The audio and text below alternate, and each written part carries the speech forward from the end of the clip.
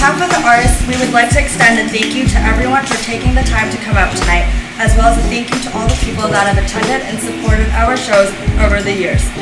The grade 12s would like to say a special thank you to their parents for their everyday support and our busy art schedules. Thank you for rides at odd hours, paying for art supplies, and for helping us haul our canvases to and from cars. Next, we'd like to thank our teachers in the art department.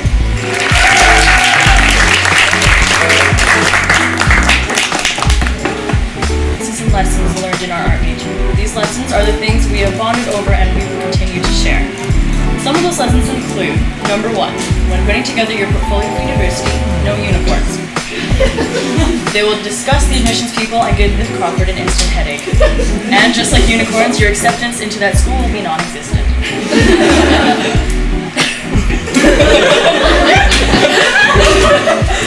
Number 2, never start your admissions essay with "ever since I was little, I want to be an artist." This guarantees that the admissions people will not be continuing on to read that essay. Number 3, no visible hot glue. Hot glue can be your best friend or your worst enemy. Number 4, don't create ceilings for yourself.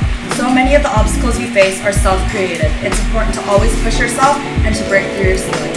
All the artists are here tonight, so feel free to ask them any questions about their works. We hope you enjoy the show.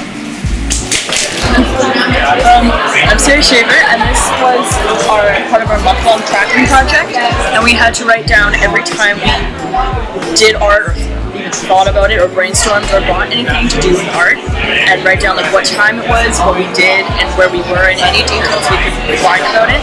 And then on mine, I had a little section, mine was about this big, a little section just labeled reflection, where I talked about what I did that day when it came to artwork. And then at the end of the project, we had to present our data in a visual pleasing way.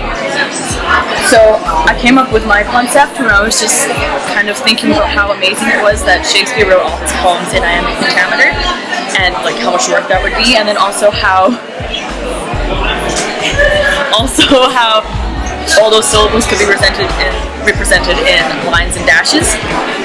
And so I went, well, I could take all the syllables from my reflection section and count them up and show them as my work. So each of the jars contains a scrap of fabric with the number of syllables stitched into it that was in the reflection section of that day. So it goes like day 1 all the way to 30. I'm proud of this just because it's not at all like what I usually do. Usually I paint, and this is very conceptual and more modern than what I usually do.